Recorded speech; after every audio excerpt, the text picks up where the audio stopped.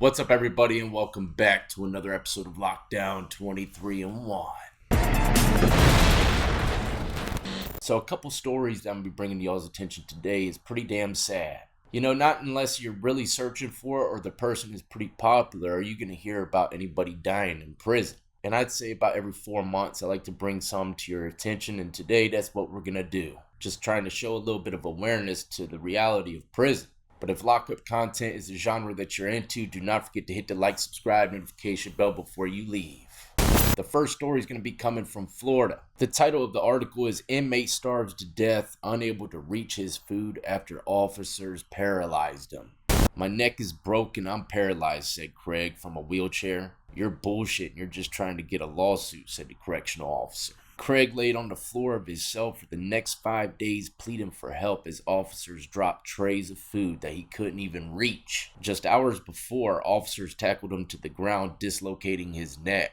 And the report said that Mr. Craig passed away from his injuries and starvation. The morning, correctional officers got into a struggle with Mr. Craig, tackling him to the ground face first, according to video footage. He was brought in a wheelchair after telling officers he couldn't walk. He was taken to solitary confinement, then the officers set him down on the toilet. He ends up falling over and breaking his nose. The inmate yelled to the officers that Mr. Craig was lying in a pool of his own blood. Mr. Craig was finally taken to see a doctor who concluded that there was nothing wrong with him and conducted no neurology tests despite the lifeless appearance of Mr. Craig's limbs and his inability to move on his own. Man, this is just unreal, right? If I'm a doctor or nurse in any way and they're telling me that they can't move none of their limbs, look, I'm going to be so damn paranoid if I don't report it that I got to report it. If I let that shit slide, I wouldn't be able to sleep right at night. That afternoon, Mr. Craig was returned to confinement cell, this time with no cellmate. So that's how they probably got the report. The cellmate dropped dying. These COs, man, they're treacherous. They don't even care if someone's in there watching. On September 9th, the staffers walked by 44 times without entering to check on him. Then passed by 48 times on September 10th, another 41 times on September 11th, and 18 times on September 12th. That was probably Sunday. No one changed his sheets or offered him a shower. At least 11 inmates in his cell block reported that Mr. Craig never moved from his bunk, did not pick up his food trays, and the officers ignored him when he said he was faking. Man, oh man. So this guy just had trays stacked up in his cell. People probably like, man, you're gonna eat, and he ain't moving. He's probably screaming, saying he just can't move. Look, the prisons I've seen, even though some of them are pure treachery, all it takes is one inmate to scream man down to the staff. They're coming in deep. Nurses, wheelchairs, stretcher, whatever the case is, they don't know what they're dealing with. The whole brigade's coming. Very sad story, ladies and gentlemen. My condolences to the family, but this is just, like I said, awareness. Trust and believe. It's not all cooking swoles and playing poker across the country. Next up, we're going to West Virginia's Wyoming County. A Wyoming County inmate is dead after 19 days stay in a southern regional jail. Mr. Shrewsbury turned himself into jail August 29th on a second offense driving under the influence charge, which is nothing really serious at all, and a lot of people actually get a bond for their second offense. During his 19-day stay in jail, his family said Monday they were in daily communication with him by video. Now, during one of the virtual visitations, I guess Mr. Shrewsbury came out with his head down throughout the call. Family finds it a little strange, asks him to pick up his head, and he's black and blue. He's been getting beat in jail. And during one of these calls, he had a more chilling message for his mother. He said, "Mom, if I don't come home, I want you to know I love you." Shrewsbury continued to report problems as the calls continued. He was telling us about his ribs being broken. It was hard for him to breathe, and he hadn't had a bowel movement in over a week, and nothing was being done about it. He was calling the nurses' stations for help, but no one came. Early Saturday morning, his mother got a visit from a Wyoming County Sheriff's deputy informing that her son had passed away. Now, this is even more sad because after he passed away, his mother finally got a letter from him in the mail. Towards the end of it, it says, "Can't wait to get out. Love and miss you all." Second offense driving under the influence, man. Goes in 19 days and gets beat to death. Very sad situation, man. I really wish I could see how this thing unfolded. Honestly, if I were to guess, it probably wasn't even intentional. They probably just whooped him really bad, and he had some internal injuries that he didn't really understand until it was too late. Very sad story. Very sad. Next up, we're traveling to my home state of Virginia, not West Virginia. 2 inmates have been indicted for killing someone in prison. The department said 34-year-old Justin Crenshaw was indicted on aggravated murder and strangulation charges. They're in connection to the death of a 47-year-old Gregory Pierce at Wallens Ridge State Prison.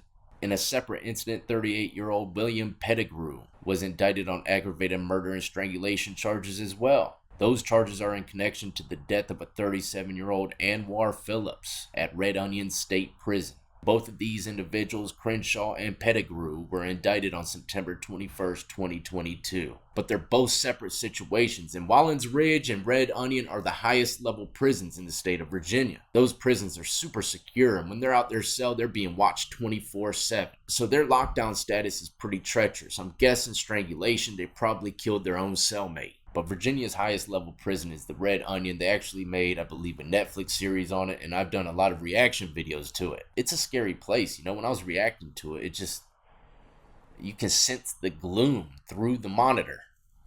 You know, so it's treacherous. But yeah, rest easy to those guys, even though I don't know what the hell they were killed over. It doesn't matter what part of the country you are in. Inmates are killing other inmates in prison. I mean, it's increasing dramatically, so don't go, man. You might not make it out. Especially if you're going to California. Let's travel down there for a second. On Friday, October 14th at 10:16 a.m., staff observed two inmates, William Lutz and Timothy Smith, attacking an incarcerated person, Terrence Coleman. Staff quickly responded and contained the incident within just minutes. However, Coleman was pronounced dead at 10:38 a.m., less than 30 minutes later by the medical staff. Lutz sustained serious injuries and was transported to an outside hospital for further evaluation. Smith was moved to the SHU pending investigation of this case. Lutz will also be placed in segregation housing when he returns from the hospital. So if I were to guess, Coleman gave up a pretty good fight before he died. Man, that must have been a wild, 20-something minutes. It's very hard to fight off two people. I don't care what you've seen in Taekwondo videos, especially when they got weapons. But I've had plenty of people from California come on and tell their prison story, and Susanville is pretty popular. I remember hearing that name quite a bit. But anyways, even though I don't know these individuals, man, rest easy, and my condolences to all their loved ones. Two inmates at William Donaldson Correctional Facility died over the weekend. Wilson was serving a life sentence for a 1990 rape conviction out of Covington County.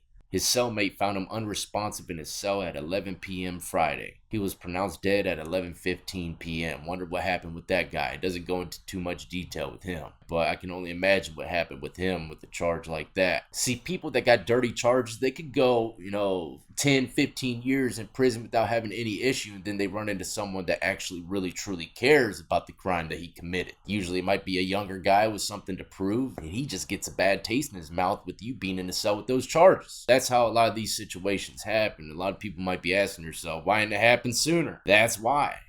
Sometimes they go under the cracks, or people just ain't built like that to take another person's life. Latrex Smith was serving a life sentence for 2017 attempted murder conviction. This was the second individual that lost his life. Mr. Smith was injured with a sharp force instrument at 3:30 a.m. Saturday, assaulted by other inmates at 3:30 a.m. Is this when they served chow or something? Breakfast time? Because 3:30 is pretty damn early. It must have been a dorm style block. They're probably partying all night, might have been gambling. Next thing you know, he's dead. Just saying, anything could have happened around that time. I don't know how the structure is of this place, but some prisons I was in, we were up till 3 in the morning gambling. He was pronounced dead at 4:03 a.m. His death is being investigated as a homicide. So far this year, 30 inmates have died at Donaldson, surpassing the 2021 tally of 26 for the entire year. And this is just one prison. Keep your loved ones very close that are in prison, because you never know what kind of situations might come their way, and they might not make it back.